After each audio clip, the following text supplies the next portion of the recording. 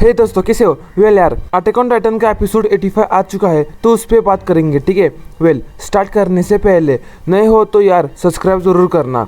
तो last time क्या हुआ था, कैसे एलिना को जिन को बचाने के लिए क्या प्लानिंग हुई थी, क्या क्या हुआ था वो हमने देखा, राइट। फिर कैसे फ्लॉच ने फ्लाइंग बोट को जो हिजुरी नेशन में है उस पर अपना कब्जा बना लिया वहाँ जाके, ताकि कोई यार एरन के रास्ते में ना आए। तो यार इसके आगे अब क्या क्या होने वाला है हम देखेंगे। कैसे फ्लॉच ने क्यों उसे पकड़ा है, क्योमी अज़ुमाबिटो जो लीडर है हिजुरू नेशन की। ठीक है, कमांडर मैगेट, पीक, हंजी, लेवी, मिकासा, जिन, कोनी, राइनर, एनी, गैबो, फेल्की, येलिना और ये ऑनियन पोको, इन सब में बहुत बातचीत हुई, झगड़े भी हुए।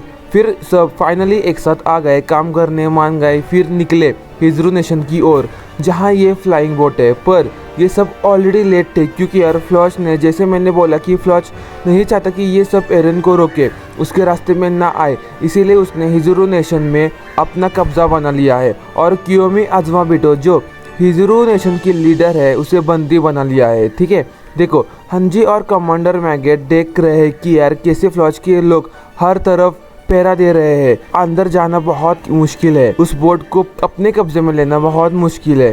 कैसे हंजी और बाकी सब घुस पाएंगे? वेल देखो, बहुत मुश्किल तो है, पर यार इंटरेस्टिंग चीज़ ये है कि दोस्तों फ्लॉच जानता है कि फ्लाइंग बोट हंजी और बाकी सबको बहुत उन्हें उसकी ज़रूरत है। तो यार अगर ये फ्लॉच को पता है तो वो फ्लाइंग बोट को क्यों ख़त्म नहीं कर रहा? वेल वजह ये है दोस्तों कि इस जनरेशन में हिजुरू नेशन ने एक एडवांस फर्स्ट फ्लाइंग बोट बनाई है। ठीक है, जिसे ख़त्म किया तो ये टेक्नोलॉजी ये हाथ से चली जाएगी। वैसे भी हंजी और बाकी सबको रोक के ये टेक्नोलॉजी फ्लॉच खुद के लिए भी यूज़ कर सकता है, तो इसलिए उसने उस फ्लाइंग बोट को अभी सही सलामत रखा है। पर फ्लॉच अभी ये भी नहीं जानता है कि हांजी और बाकी सब हिजुरू नेशन में पहुंच चुके हैं। तो यार अगर हांजी और बाकी सब कुछ करते हैं तो पॉसिबिलिटी है दोस्तों कि फ्लॉच ज़रूरत पड़ी तो यार इस फ्लाइंग बोट को ख़त्म कर देगा। उन्हें मिले या फिर ना मिले कोई फ़र्क नहीं पड़ता। अगर ज़रूरत पड़ी तो यार अगर एरन के रास्ते में ये लोग आ गए तो उसके लिए, एरन के लिए फ्लॉच फ्लाइंग बोट को भी ख़त्म कर देगा। तो यार इस सब में एक ही रास्ता दिख रहा है कि जो फ्लॉच और बाकी सब है उन्हें ख़त्म करके ही आगे बढ़ना होगा। बिना किसी को मारे ये ऑपरेशन करना लगभग नामुमकिन है। मैं ऐसा क्यों दोस्तों बोल रहा हूँ, तो यार आपको ये आगे, जैसे आप आगे सुनते जाओगे आपको पता चल जाएगा। तो यार जैसे मैंने बोला कि खून खराबा थोड़ा तो और होगा, क्योंकि यार दोस्तों ये कंडीशन ही वैसी है। पर कोनी इसके अगेंस्ट था। बात यह है कि यार सबको बचाना है, ऐसा कोनी का कहना है, और ये खून खराबा नहीं होना चाहिए और ज़्यादा। एनी ने ये प्लान दोस्तों बोला था सबको ख़त्म करके, फ्लॉच के पास कई सारे सोल्जर्स हैं तो यार उन्हें ख़त्म करके ही आगे बढ़ना होगा, जैसे एनी ने बोला। तो बिना किसी को मारे बहुत मुश्किल है उस फ्लाइंग बोट को हासिल करना। एनी सब समझ रही थी। In the first place Mikasa, Armin, Jean, Connie, इनके लिए ये सब करना नामुमकिन था। एक और बार खून खराबा करना इनके लिए ये पॉसिबल नहीं है अभी। एनी ने फिर से उकसाना शुरू किया सबको, ये बोल के अगर तुम हमारी जगह होते तो वॉल नहीं तोड़ पाते। याद है दोस्तों सीजन 1 में, आई थिंक एपिसोड 1 में ही ये सब हुआ था। राइनर ने वॉल मारिया तोड़ के वो अंदर घुसा था, सारे माइंडलेस टाइटन अंदर घुसे थे। तो यार एनी ये कह रही है कि अगर उनकी जगह आर्मिन और कोनी, जिन ये सब होते तो ये नहीं कर पाते। इससे राइनर को याद आया जो एरन ने उसे बोला था। याद है दोस्तों जब फैल्को राइनर को लेके गया था बेसमेंट में जहाँ एरन वेट कर रहा था। आई थिंक सीजन 4 के पार्ट 1 में एपिसोड 3 या 4 में ये बताया गया था। जब राइनर मिला एरन से तब एरन ने बोला था कि मैं भी यार तेरे जैसा ही हूँ, जो एनी ने बोला उसे, जो एरन ने बोला फिर बाद में बहुत पहले।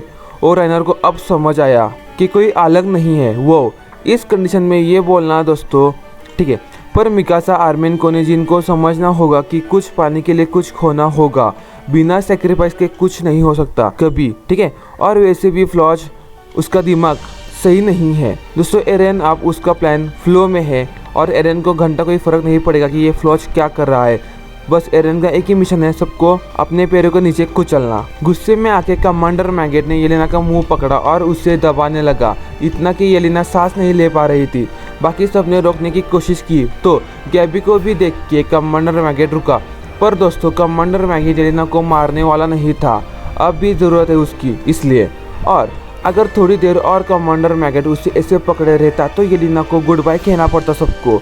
और अगर येलिना मरती तो उसके पास जो राज हो या ना हो वो चला जाता हाथ से।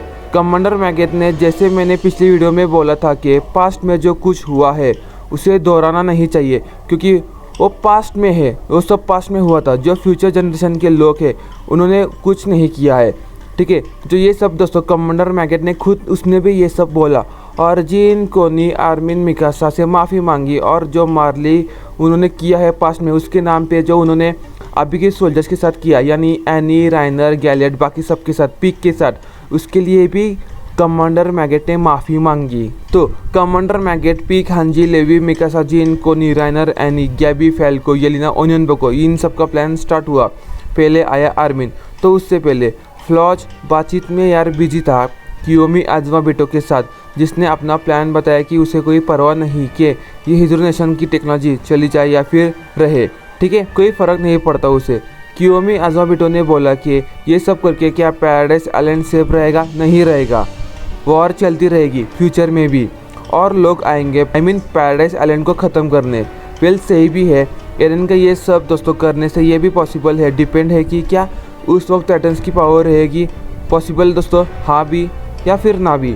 ओके, तो जैसे मैंने कहा प्लान शुरू है। आर्मिन आया, उसने बोला फ्लॉज को कि पीक यानी का टाइटन और राइनर के साथ जो आर्मर टाइटन में तकदीर हो कि ये दोनों भाग रहे हैं, तो उन्हें रोकने के लिए इस फ्लाइंग बोट की ज़रूरत पड़ेगी। तो उसके लिए इस फ्लाइंग बोट के ऊपर से इस बॉम्ब को हटाना होगा।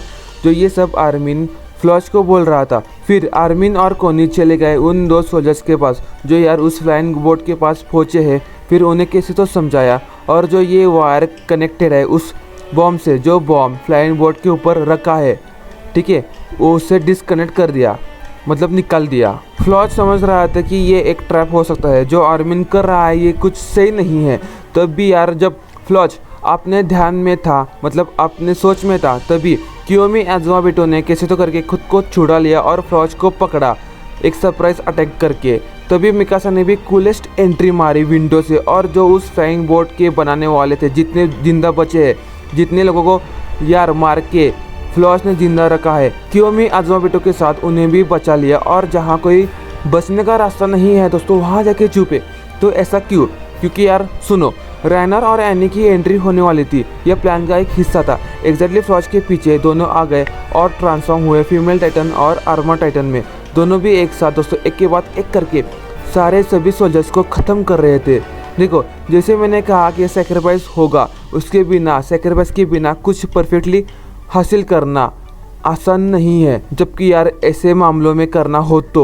जहां आर्मिन और कोनी है वहां ये सोल्जर्स फिर से बॉम्ब लगा रहे थे, क्योंकि उन्हें पता चल गया फ्लॉज से कि यार आर्मिन और कोनी इन सब ने धोखा दिया है, ये ट्रेटर्स है। तो सिचुएशन ऐसी होती गई कि यार कोई चारा नहीं बचा।